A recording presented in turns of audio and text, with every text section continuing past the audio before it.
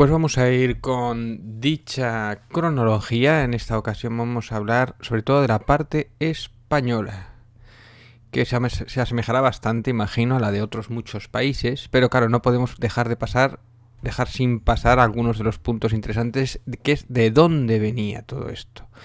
Yo quiero recordar que tengo aquí la noticia que habla de finalizan los 7º Juegos Mundiales Militares celebrados en China, casualmente en Wuhan, 28 de octubre. Bien es sabido que durante esos Juegos Militares mundiales hubo varios de los militares, entre ellos españoles, que vinieron enfermos de allí. Tuvieron una gripe muy mala y algunos lo pasaron un poco mal. Una gripe rara. Pero bueno, nadie saltó la alarma, nadie dijo nada parece que no pasó nada. Y de hecho se contagiaron muchos de ellos. Casualmente, he de decir que se encontraron con que Wuhan estaba como vacía. Las calles estaban vacías, no había nadie por la calle, estaba casi todo cerrado. Y es uno de los temas por los cuales se preguntan si realmente el virus ya estaba en la calle por aquella época.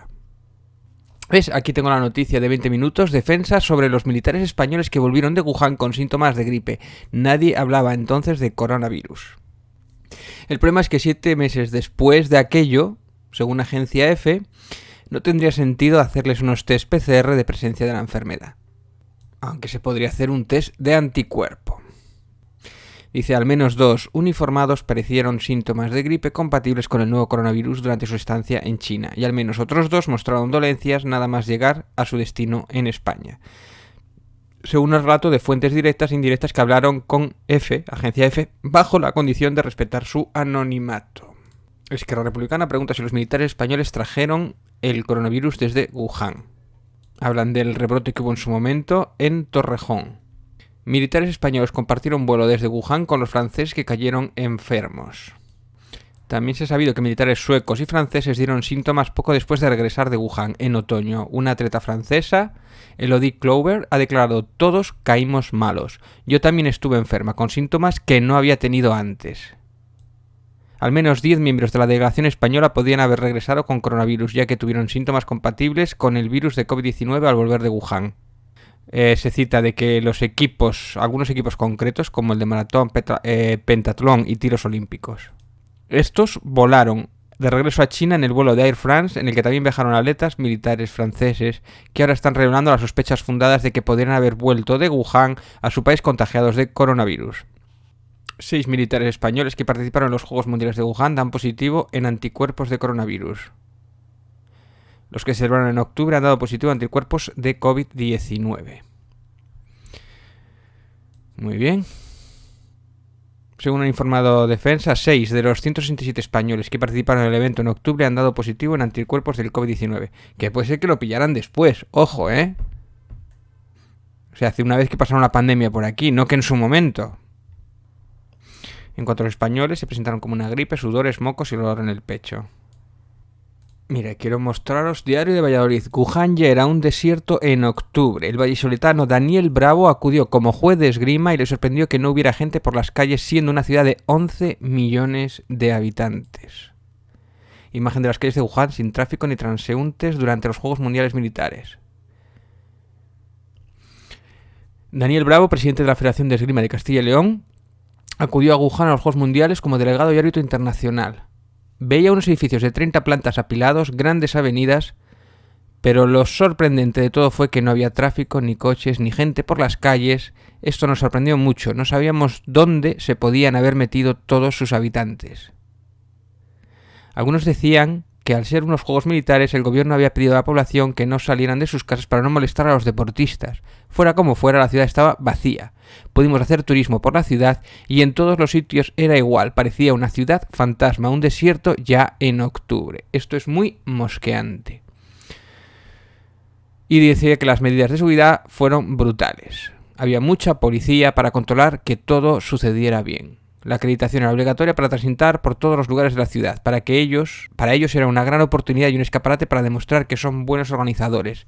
La ceremonia inaugural, la vía olímpica, las instalaciones, todo fue brutal. La verdad es que lo bordaron. Una mascarilla sofisticada en el Welcome Pack. A todo pasado y una vez conocido el desarrollo de la pandemia en todo el mundo, Daniel Bravo saca de sus recuerdos un dato sin duda clarificador a su llegada a Wuhan. En el tradicional Welcome Pack se recibió en la habitación del hotel había un kit con albornoz, una cafetera y una mascarilla. Ese bien preciado que ahora mismo se ha convertido en el mejor aliado para combatir la pandemia pasó desapercibido en su día e incluso sirvió para hacer diversas conjeturas en clave de humor. Era una mascarilla muy sofisticada y en ese momento no te paras a pensar para qué puede servir, pero ahora lo piensas y ¡buf! Aún así dice que tras su vuelta Bravo no sufrió síntomas como muchos de sus compañeros de viaje. No tuvo ningún síntoma salvo las tradicionales ocasionadas por el jet lag. Bien, me gusta empezar por esto porque es lo primero que se sabe prácticamente de la pandemia. O sea que posiblemente fuera detectada muy tarde o se empezara a saber, no fue en enero o en 31 de diciembre. Posiblemente fuera antes. Yo sé que hay chinos o algunos de los chinos que dicen, el gobierno chino dice que posiblemente fuera soltado aquí por los americanos. En este momento utilizan los americanos esta incursión en el país para soltar esta arma. Bueno, es una teoría, no lo sé, pero si ya estaban confinados y ya estaban utilizando todas mascarillas, lo tuvieron que haber soltado bastante antes. Porque a mí me huele que estos lo sabían y no sé, si lo sabe toda la población y no es capaz de saberlo el servicio secreto, porque estaba la gente en sus casas, no sé, igual es que son así de raros y de retraídos los chinos.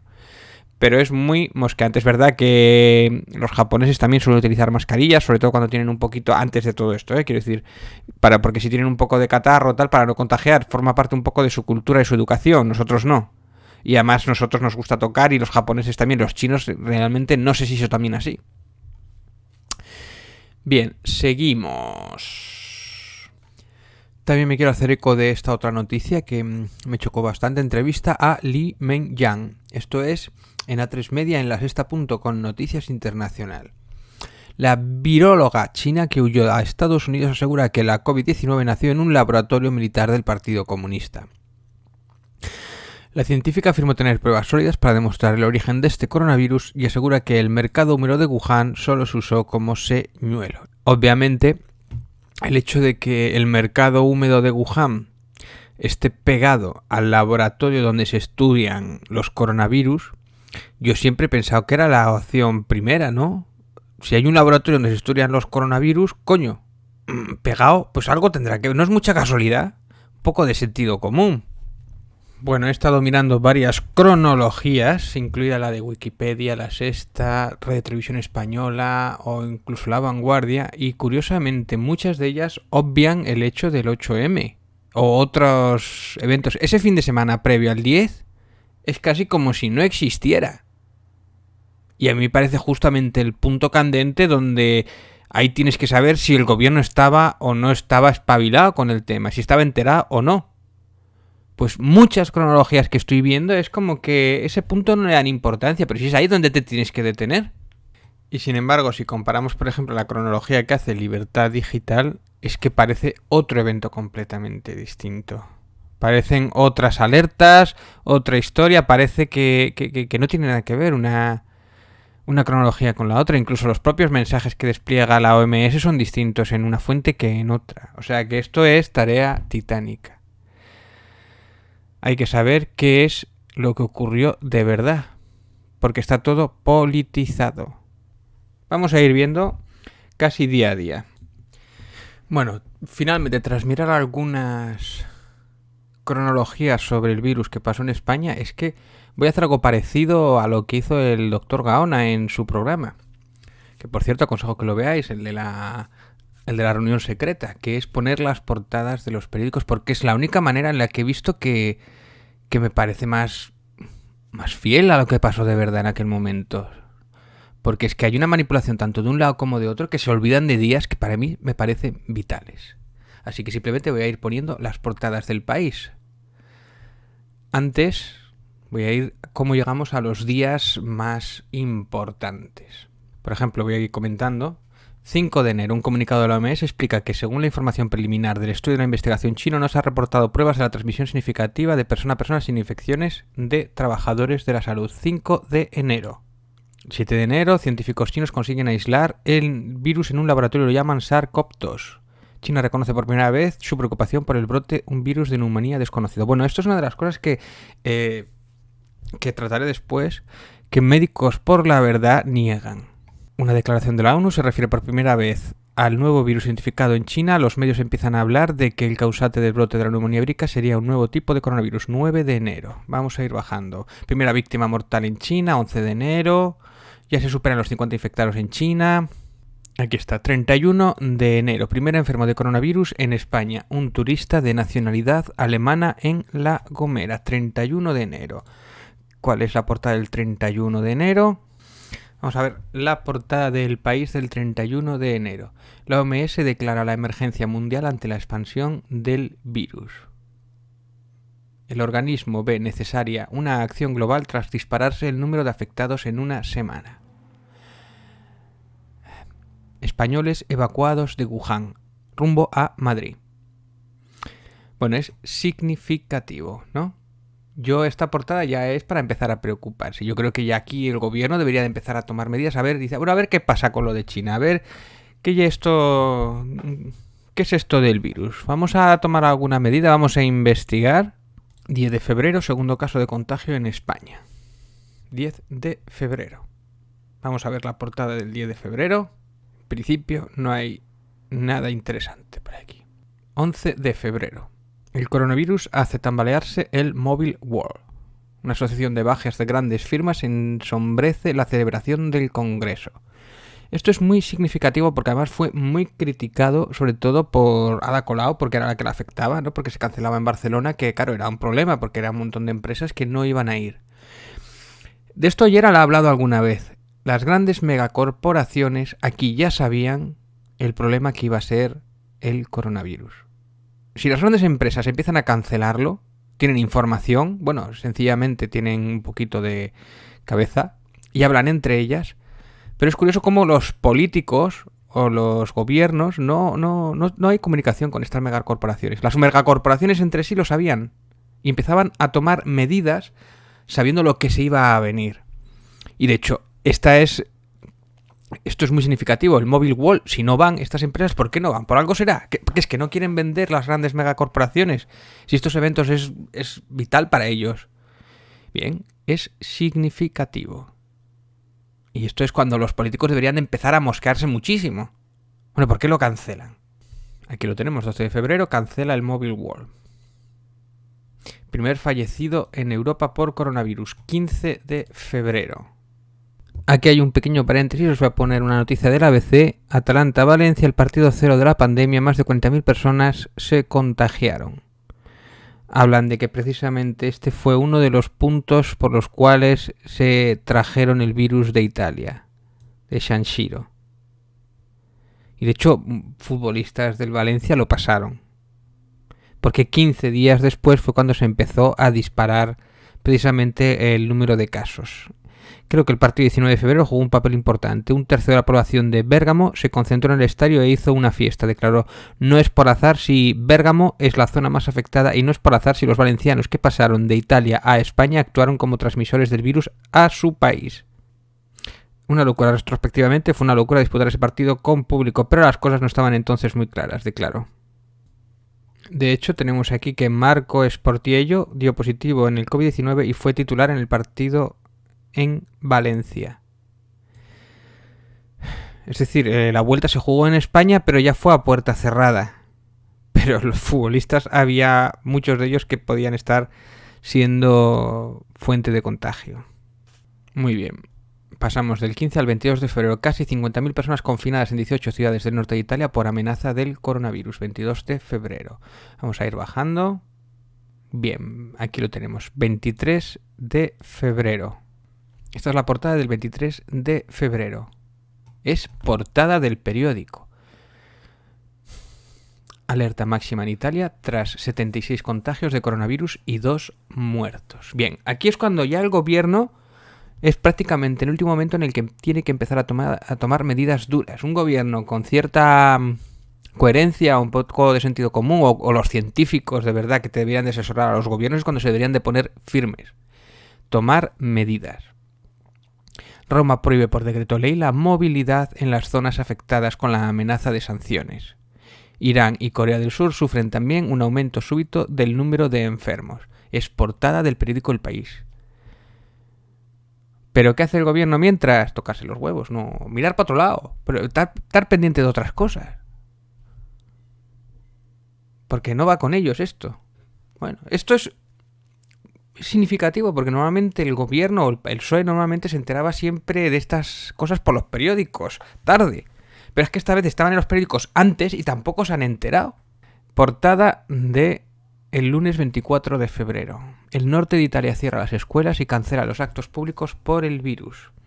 25 de febrero de 2020. Portada, o sea, la noticia más importante para el país es que la OMS pide al mundo que se prepare para una pandemia.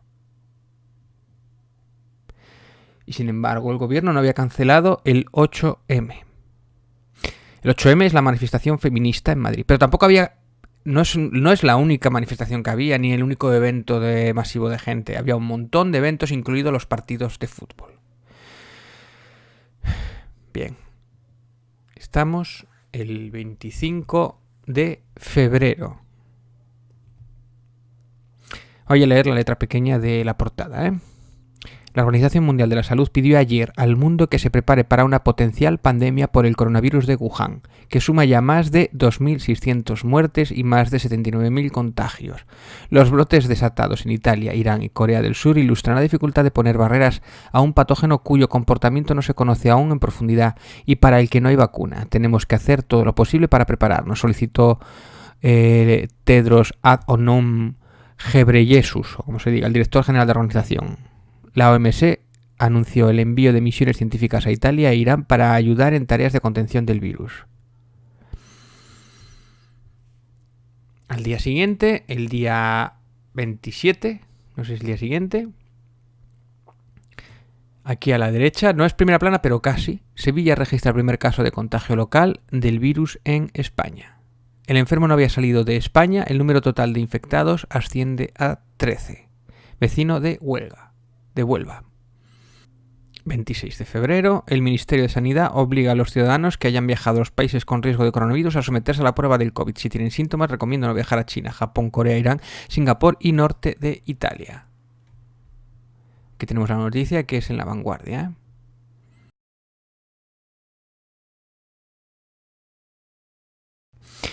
Gran polémica en Francia por la presencia casi de 3.000 hinchas de la Juventus en el estadio del Olympique de Lyon para asistir al partido de la Champions. Bien, voy a ir mirando más portadas. Por ejemplo, 29 de febrero, la primera. La expansión del coronavirus aleja la recuperación económica. Las bolsas cierran en una semana negra y la OMS eleva el riesgo a muy alto. Sábado 29 de febrero. Imaginaos, aquí todavía estábamos a tiempo, ¿eh?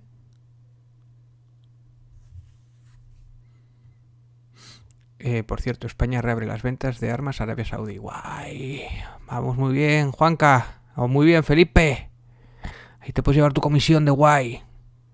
1 de marzo. 1 de marzo. A partir de ahora es prácticamente siempre primera plana el coronavirus, ¿eh? La sociedad española vive muy pendiente del coronavirus, pero sin alarma. Aquí la gente empieza a tener conciencia y el 37% evita las multitudes.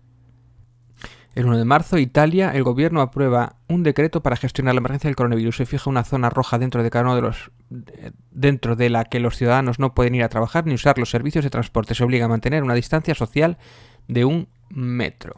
Aquí lo tenemos. Aquí es cuando Italia se pone complicado. Sanidad extrema la vigilancia frente al virus en Torrejón, País Vasco y Málaga. Los ministerios y comunidades deciden hoy si adoptan medidas ante los brotes activos. O sea, el 2 de marzo empiezan a ver qué pasa. Oye, que algo debe de pasar. Italia destina 3.600 millones contra los efectos de la pandemia. ¿Algo debe de pasar? Algo hay, algo he leído. Sanidad se empieza a coscar. Sanidad estudia limitar los actos públicos. Esto es el 3 de marzo. Sanidad estudia limitar actos públicos en los focos del virus. Hospitales vascos aíslan a la plantilla y suspenden todas las prácticas. Es curioso que está estudiando limitar los actos públicos, pero el 8M o la reunión que tuvieron de Vox con sus militantes o los partidos de fútbol, eso todavía no lo están, no ni se lo plantean eliminarlos o prohibirlos. 4 de marzo, Valencia registra la primera muerte en España con coronavirus. El paciente falleció el 13 de febrero de una neumonía. La necropsia confirma ahora que tenía el virus. 5 de marzo, el día clave. Italia, otro de los días claves. Aquí era el último día, o sea, ya tenías los informes, se supone que ya lo habéis estudiado, pero en el momento en que Italia cierra universidades y colegios por el coronavirus, es cuando tú ves que realmente esto es una complicación. El gobierno italiano obedece las indicaciones de una comisión científica y ha ordenado el cierre de todos los colegios y las universidades del país por la epidemia del coronavirus. Aquí es cuando nosotros estábamos pensando, hostia, pero Italia qué mala sanidad tiene, ¿no? La española va sobrada, nosotros tenemos la mejor sanidad del mundo, estamos de sobra preparados.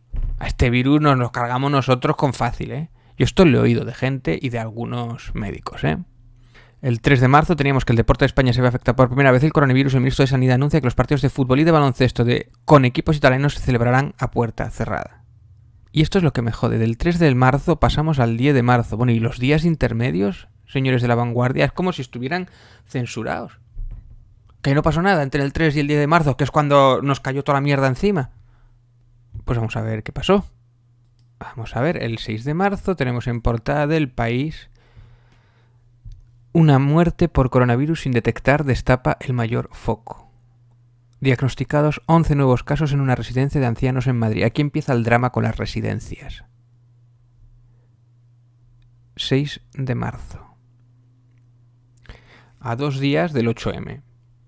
Una residencia de ancianos de Madrid se ha convertido en el mayor foco del coronavirus descubierto en España. Una mujer de 99 años que vivía allí falleció el martes después de haber sido ingresada en el hospital de Gregorio Marañón de la capital sin que se detectase la enfermedad. Supuestamente parecía una neumonía, pero la necropsia determinó que la causa de la muerte había sido COVID-19. Esto está bien recordarlo para todos aquellos negacionistas de que no había autopsias que determinaran que había muertos por coronavirus. Bueno, aquí lo tenemos en una noticia del País. Esto lo digo por Médicos por la Verdad, ¿eh? Al día siguiente de su fallecimiento, una decena de residentes del mismo centro y una auxiliar de la enfermería dieron positivo. Hasta la fecha, ninguno de los 3 fallecidos en España había sido diagnosticado previamente del virus, lo que abre nuevos interrogantes sobre su llegada al territorio nacional y su propagación antes de ser detectados. 6 de marzo. El coronavirus cuesta ya a la bolsa española 110.000 millones. Revisa toda la estrategia económica por la crisis. Movilización estudiantil antes del 8M. Más de 60 personas se contagiaron tras un funeral en Vitoria. Madrid cierra sus 213 centros de mayores para evitar contagios. Los médicos, los sanitarios, ya se olían la tostada. Ya empezaban a tener los problemas en los centros de mayores. Y las bolsas empezaban a descender. Más de 60 personas se contagiaron de coronavirus en un funeral celebrado en Vitoria hace aproximadamente 2 semanas. Ojo, esto es importante. 2 semanas después empiezan a detectarse esos casos. O sea que, date cuenta lo que pasó 2 semanas después. Saltó toda la mierda, salpicó toda la mierda. La mayoría de los afectados, en su mayoría, eran residentes en La Rioja y Álava. Algunos estaban en el Hotel Esmeliá, en el Centro de Reservas Amadeus, que han detectado más de un 25%. En estas circunstancias, el gobierno está revisando su estrategia económica, lo importante es la economía, para hacer frente al coronavirus. Aunque la banca nada de liquidez, el Ejecutivo teme que las empresas pequeñas del sector turístico se queden sin financiación. Es decir, ya tienes claro que el contagio o los casos saltan a las 2 semanas y sin embargo tienes las manifestaciones del 8M y un montón de eventos que son dentro de un par de días y te quedas de brazos cruzados. Responsables de sanidad tipo Simón se quedan callados diciendo que no pasa nada. No alertan, no se manifiestan, no dicen hay que pararlo todo. No sabíamos. Alegan que no sabían. 7 de marzo. Llegamos el día del 8M. El 8M. El virus que bloquea el mundo. En 3 meses el patógeno ha golpeado la economía, alterado la vida diaria, sometido a cuarentena regiones enteras y reavivado miedos ancestrales.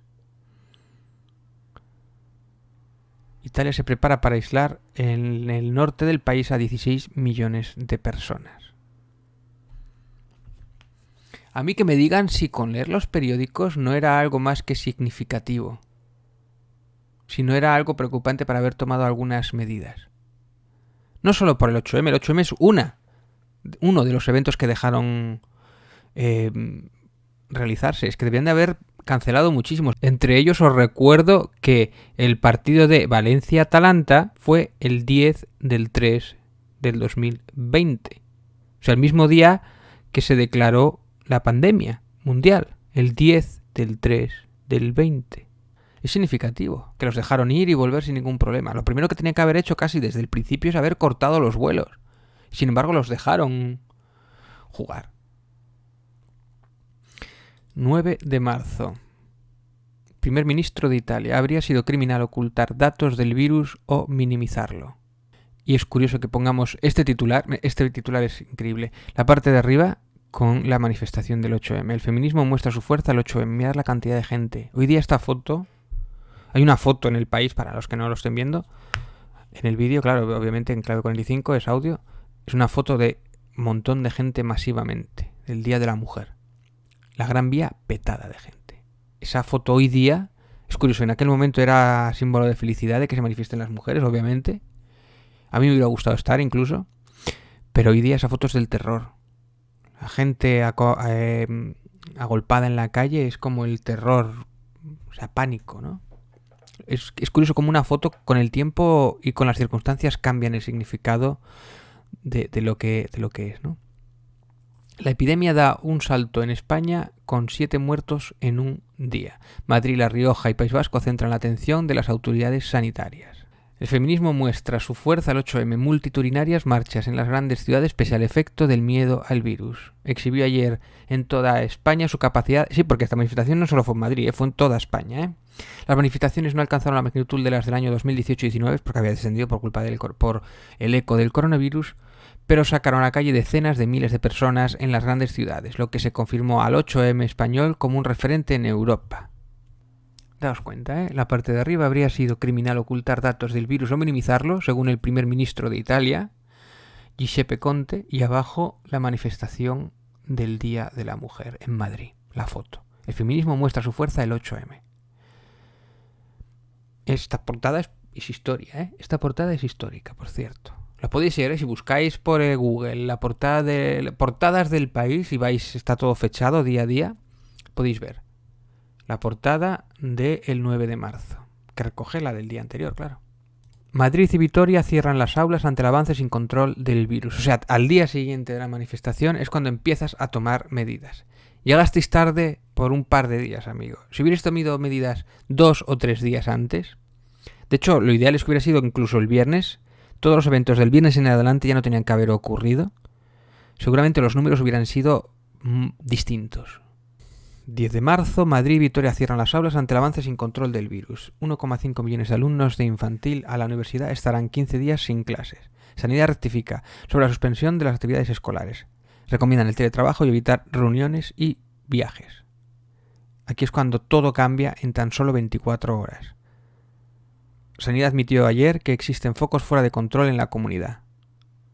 Y anunciaron desde la Comunidad de Madrid la cancelación o el retraso de todas las cirugías programadas y las consultas y pruebas diagnósticas no programadas.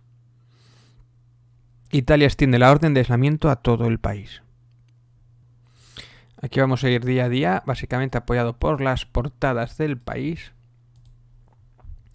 Sánchez anuncia semanas difíciles y ayudas para las familias y empresas. 11 de marzo. Aquí es cuando de repente ya están despertando y ven que va a ser una hostia muy grande. Nos podemos quedar sin camas en la UBI. La Comunidad de Madrid y los profesionales reconocen que la sanidad está al límite. Actos de más de 1.000 personas vetados en Madrid, Álava y Rioja. Suspenden las fallas, los partidos de Liga de Fútbol y Baloncestos a puerta cerrada. Es curioso que se sigan celebrando, pero bueno. 12 de marzo. El BCE, Banco Central Europeo, reclama a Europa una respuesta contundente contra el virus. y es cuando empiezan a limitar el movimiento en Madrid. La OMS declara la pandemia. España en emergencia. El avance del coronavirus, desafío de Estado. 10 millones de alumnos se quedan sin clases. 13 de marzo. El gobierno declara el estado de alarma durante 15 días. 14 de marzo. El cierre de Madrid está más cerca de lo que pensamos. José Luis Martínez Almeida. La OMS sitúa a Europa como epicentro de la epidemia. El gobierno concreta en sanidad plenos poderes. Como veis, ya es absolutamente, a partir de aquí, siempre exportada.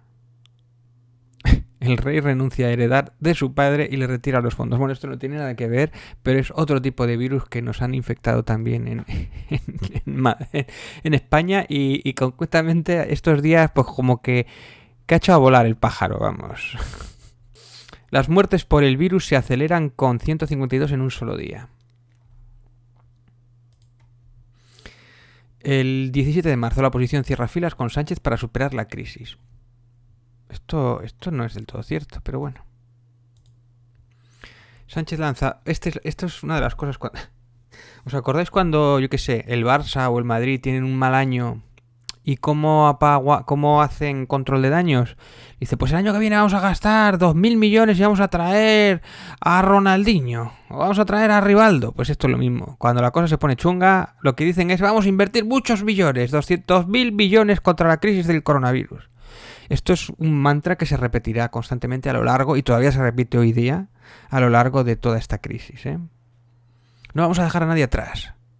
Bueno, eso díselo a los pobres ancianos que estaban en las residencias.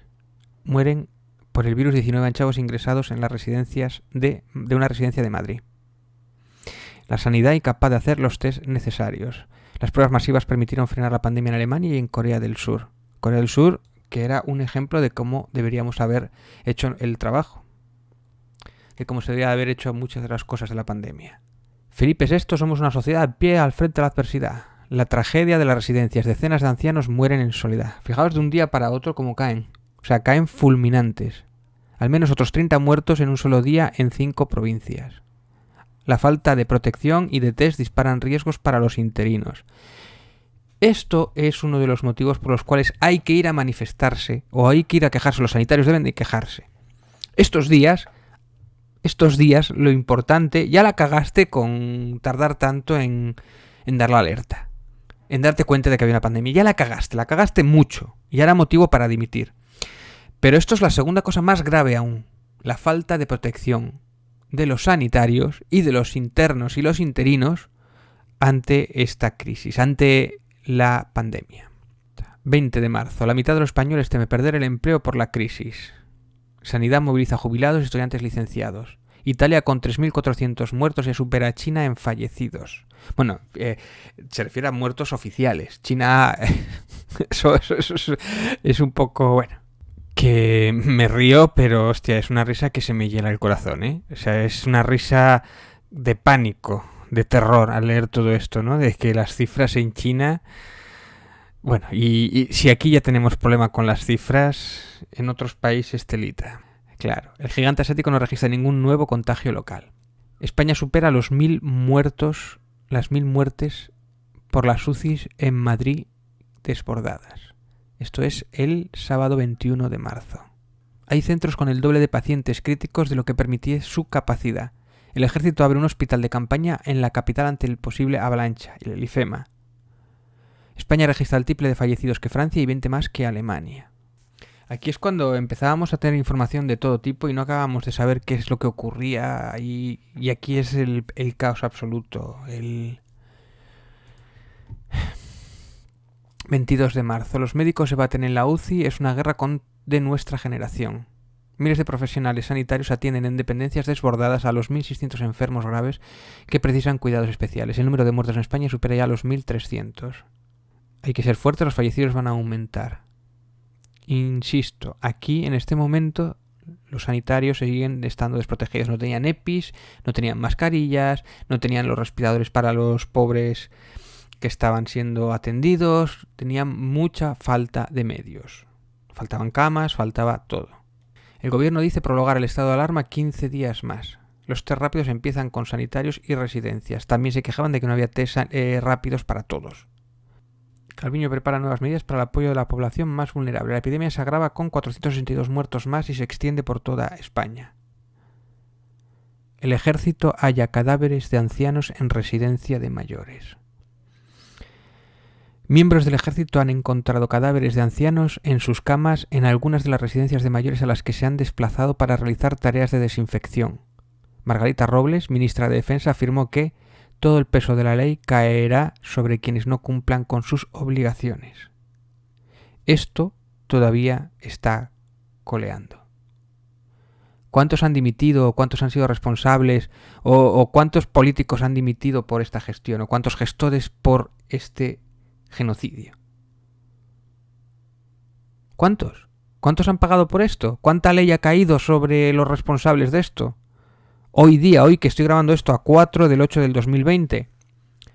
0. 25 de marzo acabamos de cerrar la compra del material sanitario que necesita la Unión Europea. El dirigente comunitario aplaude a la idea de Sánchez de un plan Marshall.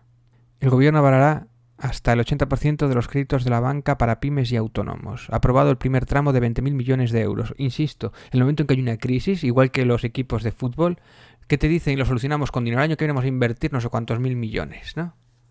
India ordena el confinamiento de 1.300 millones de personas. Se dice pronto, ¿eh? Se dice pronto. 1/3 de la humanidad vive ya confinada por el virus. Esto es el 26 de marzo. El aislamiento social se aplica ya a 2.600 millones de personas en el globo. Muertes en España ascienden a 3.400 y superan a las de China. Bueno, China es que en China no mueren, los chinos no mueren. Otra cosa curiosa es el positivo de Carmen Calvo pone el foco en el papel de Pablo Iglesias. Como Pablo Iglesias era el tercer vicepresidente, hostia, como se muera Carmen Calvo, como se muera Pedro Sánchez, hostia, que tenemos de presidente a Pablo, hostia, un comunista en el poder, cuidado. Eso era lo que les preocupaba a muchos de cierta ala de la derecha. No les importaba los muertos del coronavirus, les importaba que Pablo Iglesias fuera el presidente del gobierno único y poderes absolutos, ¿no? Bueno. Bien, los test comprados a China son imprecisos. Los esperados test de coronavirus comprados por España a China, unos 640.000 kits, no funcionan bien, según ha comprobado diferentes laboratorios de microbiología en grandes hospitales. Los test rápidos de este periodo tienen una sensibilidad del 30%, que debería de alcanzar el 80% según fuentes médicas. Eso es terrible. Que se lo digan a los sanitarios que dependían de esos test. Bien, yo soy de la opinión de que si te has equivocado o te han engañado y estás en un cargo público y ha costado sobre todo vidas a gente, aunque no sea culpa tuya directamente, debería haber una responsabilidad política. Los responsables de esta compra fraudulenta, por supuesto, los principales culpables son quienes te los vendieron, que fueron esos comerciantes chinos que te engañaron como tales, como chinos. Bien, pero tú, en un momento así, tengas o no la culpa directamente, yo que sé, al día siguiente, por dignidad, deberías haber presentado tu dimisión. ¿Cuántos gerentes políticos o responsables de estas compras, no solamente de estos test fallidos, sino de mascarillas que se compraron posteriormente, que estaban defectuosas y costaron aún más vidas porque se tardaron en detectar? ¿Cuántos gerentes o responsables de otras compras que nunca llegaron o se fueron para Estados Unidos? ¿Cuántos de esos de gerentes del personal han dimitido por haber fallado en su burocracia, en sus gerencias burocráticas? ¿Cuántos responsables se han hecho? 0. Y ojo, repito, no me refiero solamente a los responsables del gobierno de España, al Partido Socialista y Podemos, me refiero también a los de las comunidades que también hicieron sus compras, también hicieron sus cagadas, también tardaron en llegar material y tuvieron encima muchos de ellos con taras. Así que no es solo del gobierno. Repito, las comunidades habría que ver cada una de ellas dónde se equivocaron y que tuvieran que tomar responsabilidades. Insisto, 4 del 8 de 2020. Esto fue en marzo. No ha dimitido ni Dios. Los puntos débiles de la crisis sanitaria: faltan materiales, datos de contagio, previsión. Todo esto es el caos burocrático absoluto y está muriendo gente que no debería de morir y está siendo expuesta médicos que no deberían de ir a combatir sin armas a esta guerra por burocracia y por falta de previsión. Esto estoy hablando del 26 de marzo. Aquí empieza a asomar la segunda gran cagada de los gobiernos. Esto, la responsabilidad es repartida, amigos, ¿eh? Y aquí las comunidades, cada una de ellas tiene una enorme responsabilidad, sobre todo porque es la que organiza o la que debe de organizar todo lo relacionado con la sanidad. Bien, estamos a 27 de marzo. Daos cuenta que aquí la historia empezó el 8, cuando estalló la mierda fue el 10, pero bueno, el 8 o 10 de marzo. Estamos a 27 de marzo, 27 de marzo que era mi cumpleaños. Dice, Sanidad devuelve los test fallidos que compró a un intermediario español. Pues como quien devuelve algo en Amazon, ¿sabes? No, es que esto está mal y lo devuelvo a China, ¿sabes? Mientras los sanitarios siguen sin esos test. Tócate los huevos. El descarte de las pruebas por imprecisas retrasa la detección masiva de positivos. Esto es algo que también se ha hablado, las transfusiones de sangre de los inmunizados Nueva Esperanza. Es algo que tampoco se ha vuelto a nombrar. ¿Hasta qué punto si funcionaba o no? No lo sé. Vamos a dar 28 de marzo. El gobierno prohíbe los despidos durante la pandemia. El virus causó en determinadas zonas más muertes que las contabilizadas. Abajo a la derecha pone 9.444 sanitarios han dado positivo en España desde que estalló la crisis. Y la mayoría de ellos por no tener EPIs o no tener la protección necesaria, ni la cantidad de mascarillas necesarias. 29 de marzo, el mundo en cuarentena busca salidas para la crisis, paralizada toda actividad no esencial. Sánchez endurece el confinamiento hasta el 9 de abril. La prohibición de acudir a los centros laborales no impide el teletrabajo. La medida ya fue adoptada en Italia ante el avance de la crisis. 30 de marzo, el problema no es salir de la crisis, sino hacerlo cuanto antes. Y vemos la foto del hospital de campaña de IFEMA por dentro, que recuerda a las imágenes que vimos en China, por cierto. Las UCIs por encima de su capacidad en 8 comunidades. Economía de guerra. 31 de marzo, las sanidades autonómicas no se ayudan para aliviar las UCIs. El hospital de IFEMA, según sanitarios y sindicatos, caos y poca seguridad. Los enfermos de otras patologías sin consultas ni cirugías. Mientras tanto, 3.700 sanciones por intentar ir a la segunda casa en el fin de semana. Muchos madrileños huían de Madrid.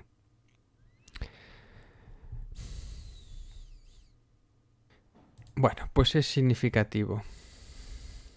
A partir de ahí, más o menos, después hay más polémica con el rollo de las mascarillas, que si eran necesarias o no. De todo eso ya hablé en su momento, ¿no?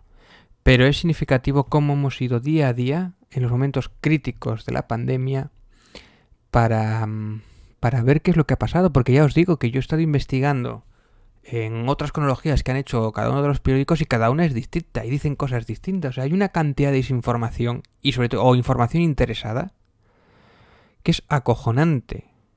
¿Cómo se puede escribir la historia? Una historia que hemos vivido todos, que es fácilmente contrastable. ¿Cómo puede ser que la escriban según quien le interese de una manera u otra, que obvien noticias tan importantes, días tan vitales como el 8M? En muchos medios lo obvian. Bueno, pues devolvemos la conexión a Gerald.